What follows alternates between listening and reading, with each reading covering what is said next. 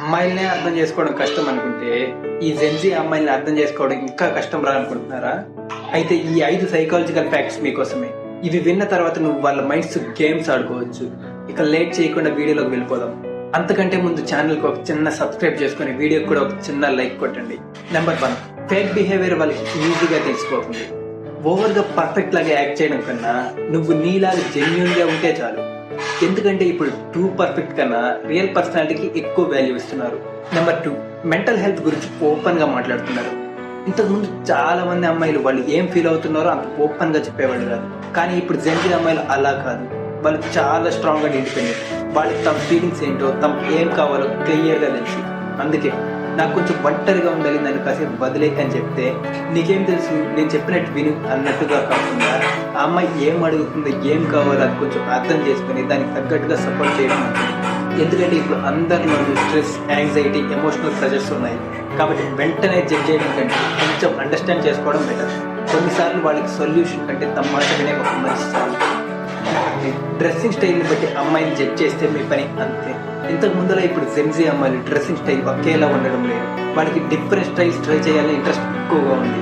ఒకరోజు traditional dress వేసుకుంటారు, మరుసటి రోజు శారీ కట్టుకుంటారు, ఇంకో రోజు మోడర్న్ డ్రెస్ వేసుకుంటారు. అంటే వాళ్ళ డ్రెస్సింగ్ స్టైల్ మారుతుంది కాబట్టి వాళ్ళ పర్సనాలిటీ కూడా చేంజ్ అవుతుందని కాదు. వాళ్ళకి సోషల్ మీడియా వల్ల కొత్తగా ఏదైనా ట్రై చేయాలి, డిఫరెంట్గా కనిపించాలి అనే థాట్స్ ఎక్కువ అయ్యాయంటే. అందుకే ఒక అమ్మాయి శారీ కట్టుకొని కనిపిస్తే ఆ అమ్మాయి చాలా డీసెంట్ అని, మోడర్న్ డ్రెస్ వేసుకుంటే ఆ అమ్మాయికి ఎలా ఉంటుందని ఫిక్స్ అవ్వండి. డ్రెస్ అనేది వాళ్ళ స్టైల్ మాత్రమే, క్యారెక్టర్ కాదు. నెంబర్ 4, చిన్న చిన్న విషయాలను కూడా ఎక్కువగా ఓవర్ థింక్ చేస్తారు.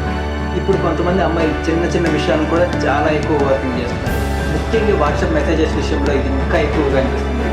వెంటనే రిప్లై ఇస్తే ఇంత ఫాస్ట్గా ఏం రిప్లై ఇచ్చాడు, కొంచెం లేట్గా రిప్లై ఇస్తే వీడికి నాతో మాట్లాడడానికి ఇష్టం లేదా, మెసేజ్ చూసి రిప్లై ఇవ్వకపోతే ఏముంది నాపై కోపంగా ఉన్నాడా అని 100 రకాలుగా ఆలోచిస్తుంది. కానీ చాలాసార్లు మనం అనుకున్న మీనింగ్ అస్సలు ఉండకపోవచ్చు. రాంగ్ అండర్స్టాండింగ్ వల్ల అన్నెసరీ ఆర్గ్యుమెంట్స్ వచ్చి చివరికి రిలేషన్షిప్ మీదే ఎఫెక్ట్ పడుతుంది. అందుకే బిజీగా ఉన్నప్పుడు సింపుల్గా ఇప్పుడు కొంచెం బిజీగా ఉన్న, ఫ్రీ అయ్యి మెసేజ్ చేస్తా అని చెప్పేయండి.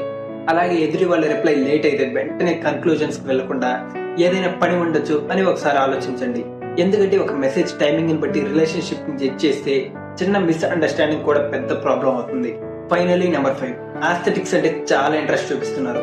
రూమ్ సెటప్ నుంచి ఇన్స్టాగ్రామ్ స్టోరీ వరకు, కలర్స్ అయినా, అవుట్ఫిట్స్ అయినా, ఫొటోస్ అయినా, మ్యూజిక్ అయినా అన్ని ఒక పర్టికులర్ వైబ్ లో ఉండాలి అని చాలా మంది జెన్జీ గర్ల్స్ ప్రిఫర్ చేస్తున్నారు. నువ్వు కూడా ఆ యాస్థెటిక్, ఆ వైబ్ కి మ్యాచ్ అయితే నిన్ను కూడా ఈజీగా లైక్ చేస్తారు. అండ్ వన్స్ ఎవరితో అయినా జెన్యూన్ గా కనెక్ట్ అయితే వాళ్ళని అంత ఈజీగా వదిలేరు. సో శ్రీలీల చెప్పినట్టు జెన్జీ గర్ల్స్ రిలేటివ్ గా అంత కష్టమేం కాదు. వాళ్ళని ఇంప్రెస్ చేయడానికి పెద్ద పెద్ద ట్రిక్స్ అవసరం లేదు. జస్ట్ వాళ్ళకి నచ్చే వైబ్ ని అండర్స్టాండ్ చేసుకుని దానికి మ్యాచ్ అవ్వాలి అంతే.